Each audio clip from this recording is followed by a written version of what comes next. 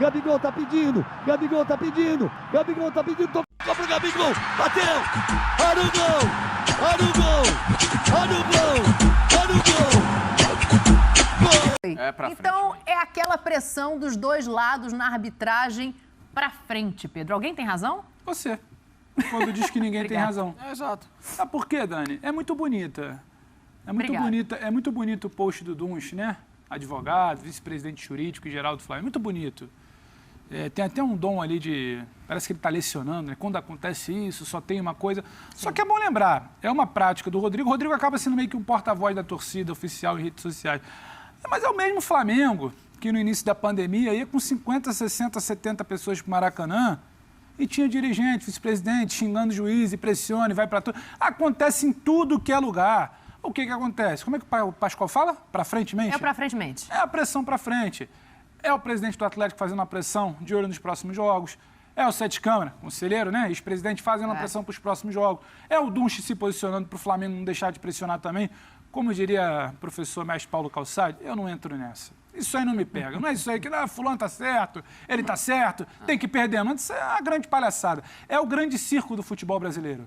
Tudo que o Atlético fez hoje, outros clubes, o que o Atlético fez de pressionar essa semana, mas é bom pontuar, né, que o Caetano mandou até mensagem pro Sormani, depois dizendo que não fez, tudo bem, cada um com a sua versão. Tudo que se faz hoje nesse grande circo já foi feito em outro momento por outros dirigentes. A perda de campo, é a briga. São os dois times hoje protagonistas no Campeonato Brasileiro. Muito provavelmente, acho que dificilmente muda, é quem vai brigar pelo título até a reta final, e aí cada um tenta fazer o seu barulho. Mas diz o Calçade, quem está certo é você aí. Eu não entro nessa, Dani. Ó, pra gente fazer aqui esse exercício, né, de árbitro FIFA apitando os jogos de Flamengo e Atlético. Eu vou até ler aqui quem são os árbitros FIFA. É o Daronco, o Braulio da Silva Machado, a Rio não pode, a Edna, o Flávio Rodrigues de Souza, Luiz Flávio Oliveira, o Trace, Klaus, Rodolfo Toschi Marques, Wagner do Nascimento, todos que é do Rio, não pode, e o Wilton Pereira. Tirando a Edna, que, aliás, é a que menos se compromete quando apita. Por incrível que pareça. Mas faz sentido pra você pensar em colocar árbitro? Por exemplo, árbitro por que tem que ter um árbitro mineiro? Porque ele tá querendo dizer o quê? Colocando o árbitro mineiro para apitar. Eu acho que é de bom tom tirar os árbitros mineiros e carioca das escalas dos dois times. Mas isso ele fala, isso tá? É de bom tom, claro. Ok. E a praxe, Sim. Filiados a federações dos times em disputa são retirados da escala. Ah, mas só árbitro FIFA? Infelizmente o árbitro FIFA vai tomar pau, o árbitro FIFA não vai tomar pau. O Brasil é tão limitado como que não é FIFA, tá? Então, assim, vamos falar o português bem claro. A arbitragem do Brasil, ela passa por um momento tenebroso de ruindade e o árbitro FIFA e o não FIFA, eles têm o mesmo nível. Erram grosseiramente. Então, assim, para mim, escudo FIFA não muda absolutamente nada. Só para profissionalizar a arbitragem, aqui não acontece você vai passar. Vou lá neles. Sabe o que isso gera? É a insegurança do cara que vai entrar no próximo jogo. Claro. É o cara que quando o VAR chama já vai com a perna tremendo lá para checar. É o cara que quando entra no vestiário no intervalo do primeiro para o segundo tempo já sabe que tem um erro, já volta para o segundo tempo mais pressionado. Então, esse tipo de guerra verbal não ajuda em nada. Ah, é papel do clube, tem que se posicionar, tem que se pressionar, mas é isso que gera insegurança de um cenário que não é profissional, da arbitragem, e que está sujeito a isso. E no fim das contas, se você já está se calçando em um possível erro de arbitragem por um insucesso, porque você não confia na tua competência em campo para resolver. A bola resolve, amigão. Quem tiver mais bola vai ganhar. É um ponto também a se colocar. Eu quero ouvir vocês dois, Zé e Sormani. Pode ir você primeiro, Zé, o Sormani já pega a palavra, para a gente fechar esse assunto. E essa pergunta que está no GC aqui, ela chega até a ser engraçada, né, Zé? Porque a gente fala dos árbitros em campo abrindo mão da função e o VAR interferindo cada vez mais, mas também tem a ver com toda essa pressão, Zé. Não, Dani, se o presidente do Atlético tivesse pedido o árbitro da FIFA só para o Atlético, aí é de se duvidar. Mas como ele está pedindo o árbitro da FIFA para o Atlético e para o Flamengo, eu acho que ele está correto. O histórico do futebol brasileiro proporciona isso. Dá a possibilidade de nós pensarmos uma série de coisas. A partir do momento em que o Gaciba, que é o chefe da arbitragem, não se pronuncia, não vem a público para proteger os seus árbitros, né, para aliviar a pressão dos seus comandados, né, dos seus subordinados, ele vai ter sempre problema. Nós teremos sempre essa questão da insinuação de está ajudando um, beneficiando o outro, ajudou o fulano de tal, ajudou a camisa branca, ajudou a camisa vermelha e preta, a amarela, a verde, a branca. Infelizmente é assim, enquanto nós não tivermos transparência na arbitragem, e a arbitragem passa por, depois dos jogos, 2 horas ou 1 hora depois, as conversas dos jogos em que nós tivemos polêmicas com o VAR, ou as marcações de VAR, né, porque isso é feito no mundo, e a CBF, não, porque a FIFA não deixa, é uma recomendação do Colina, né?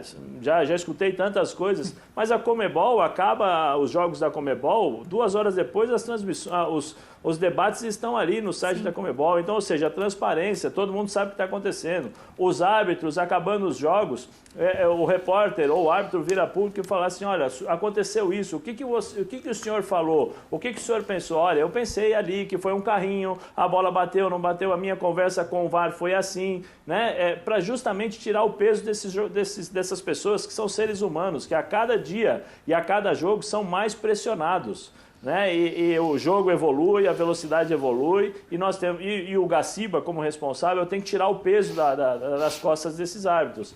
Agora, eu acho que o presidente está no direito, sim, de pedir, porque o histórico dos nossos árbitros nos últimos anos não é um histórico muito legal, né? E não estou dizendo porque eles fizeram intencionalmente, não é isso não. Mas é porque são seres humanos e podem errar. E aí você minimiza, né? Quando você tem um árbitro FIFA e um árbitro que está começando.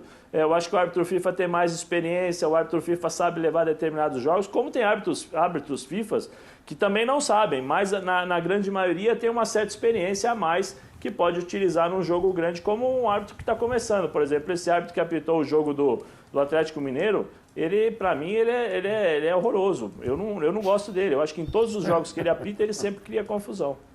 Sormani, você vai na do Zé, de repente pode ser uma solução? E se sim, responde essa pergunta que está aqui embaixo. Quero te ouvir sobre essa questão de arbitragem.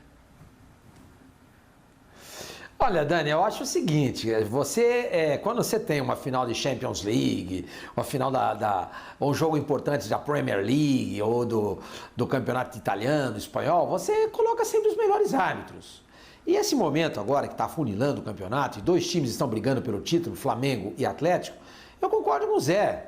O mínimo que se pode esperar é que os melhores árbitros sejam escalados.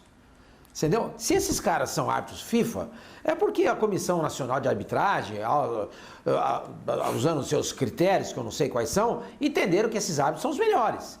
Se eles são os melhores, eles têm que ser escalados. Ponto. Concordo, o Bruno Arleu Araújo e o Wagner Nascimento Magalhães, por serem cariocas, não deveriam participar. Sim. Já que não há nenhum mineiro, de 10 sobram 8. Então ele pede exatamente uma coisa que eu acho absolutamente, é o mínimo, que os melhores apitem. Óbvio. Agora, a gente não pode esquecer que o Atlético Mineiro é um time traumatizado com o Flamengo. Traumatizado. O presidente Sérgio Coelho cita aí outros exemplos do brasileiro de Itauana, papá, mas a gente não pode esquecer que o brasileiro de 80 que o Flamengo ganhou, o jogo final, o Flamengo ganhou do Atlético, foi um jogo que o Atlético contestou demais. Foi apitado pelo José de Assis Aragão, que era um árbitro de São Paulo. Ele apitou esse jogo. O Atlético reclama demais dessa partida. Entendeu? E no ano seguinte, quando teve a Libertadores, o jogo que determinou o classificado do grupo para seguir em frente numa Libertadores bem fraquinha, bem meia boca, foi um jogo onde o José Roberto Wright, um árbitro do Rio de Janeiro, apitou aquela partida no Cerro Dourado, expulsou 4 ou 5 jogadores, 5 jogadores do Atlético e o jogo acabou. Você entendeu? E se classifica o Atlético, talvez ele pudesse ser campeão da Libertadores aquele ano. Porque era uma Libertadores fraca. Os argentinos nem sequer se classificaram para a fase aguda. Na fase de grupos, acho que foram Vélez e mais um outro time. Era uma Libertadores fraca. Não tira o mérito de quem ganhou, ou seja, do Flamengo. Não tira. Foi lá e ganhou. Pior seria se não tivesse vencido. Venceu. Todos os méritos. Mas o Atlético sente-se muito traumatizado por essas 2 decisões. Ambas contra o Flamengo. Então é aquilo que o Pascoal fala, é verdade. Os caras estão tentando se proteger. Não é justamente isso que o Coelho quer nesse momento, o presidente do Galo? Trazer tudo isso de volta para botar um peso? Claro. A gente está falando de 3 décadas atrás, Também. Também. Mas é aquilo que o Zé Elias falou. Se ele tivesse pedido árbitro FIFA pro jogo dele, é uma coisa. Ele quer árbitro FIFA pros dois times. Quando o Flamengo jogar, árbitro FIFA. Quando o Atlético jogar, árbitro FIFA. Entendeu? Então, mas é aquilo que o Pascoal falou, entendeu? Eles não estão reclamando do jogo do Atlético e Santos. Esse jogo foi 3-1 pro Atlético. Sim. Eles estão reclamando que vem pela frente. Exatamente. E mais ainda, o Atlético tem um jogo contra o Flamengo no Maracanã.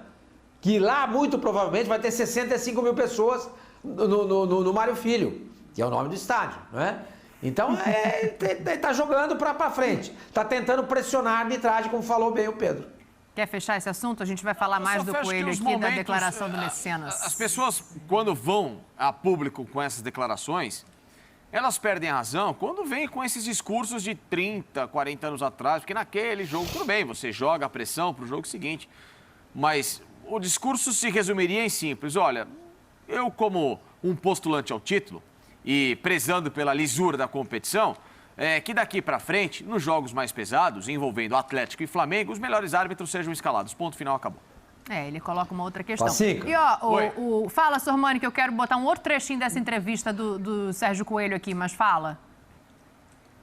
Então, o Sérgio Coelho faz parte de uma geração que viu o que aconteceu. Claro, sim. Você entendeu? Se isso tivesse acontecido com o seu time, com o time que você torce, o Pedro, o meu, do Zé, da Dani, a gente já tá reclamando. Você entendeu? Porque aquela decisão de 1980 mas ele não é torcedor, Sormani, ele é dirigente. 81, o cara... Sim, mas ele é dirigente porque ele é torcedor. O cara tem o coração sangrando até hoje. Até hoje. Não se esquece isso.